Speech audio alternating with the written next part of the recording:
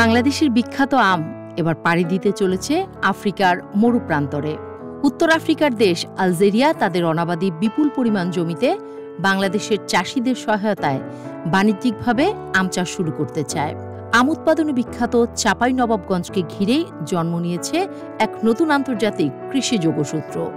শুক্রবার বিকেলে চাঁপাইনবাবগঞ্জে অনুষ্ঠিত এক যৌথ আলোচনা সভায় এই ঘোষণা দেন বাংলাদেশে নিযুক্ত আলজেরিয়ার রাষ্ট্রদূত আব্দেল ওহাব সাইদানি।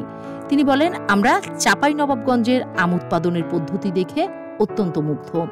আমাদের দেশে বিশাল পরিমাণ জমি অনাবাদি পড়ে রয়েছে, যা বাংলাদেশিদের অভিজ্ঞতায় সোনালী বাগানে রূপ নিতে পারে। রাষ্ট্রদূত আরও জানান, যারা আলজেরিয়ায় গিয়ে আম বাগান গড়ে তুলতে আগ্রহী তাদের জন্য থাকবে বিনামূল্যে জমি, বিদ্যুৎ, গ্যাস এবং প্রয়োজনীয় অবকাঠামোগত সুবিধা। এমনকি এই উদ্যোগ সফল হলে উভয় দেশের মাঝে সরাসরি বিমান যোগাযোগ চালু করার পরিকল্পনাও রয়েছে, যা দ্বিপাক্ষিক বাণিজ্যিক সম্ভাবনাকে এক নতুন মাত্রা দেবে। Chapainawabganj chamber of commerce and industry ও বাংলাদেশ আলজেরিয়া বিজনেস ফোরামের যৌথ উদ্যোগে আয়োজিত এই আলোচনা সভায় অংশ নেন স্থানীয় কৃষক, চেম্বার নেতৃবৃন্দ এবং ব্যবসায়িক সংগঠনের প্রতিনিধিরা। সবাই এক বাক্যে আলজেরিয়ার এই আগ্রহকে স্বাগত জানান এবং বাংলাদেশের কৃষি খাতে আন্তর্জাতিক বিনিয়োগ ও অংশীদারিত্বের সম্ভাবনাকে উৎসাহব্যঞ্জক বলে আখ্যা দেন।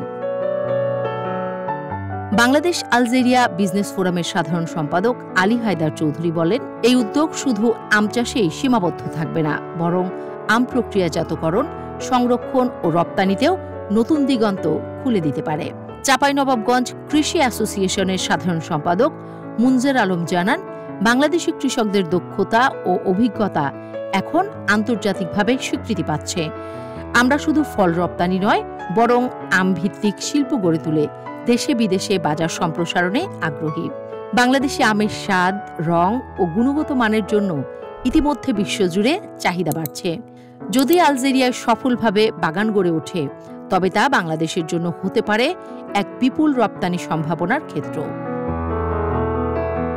রাষ্ট্রদূতের সফর শেষে স্থানীয় কৃষকদের মধ্যে দেখা গেছে এক নতুন আশা ও সম্ভাবনার আলো।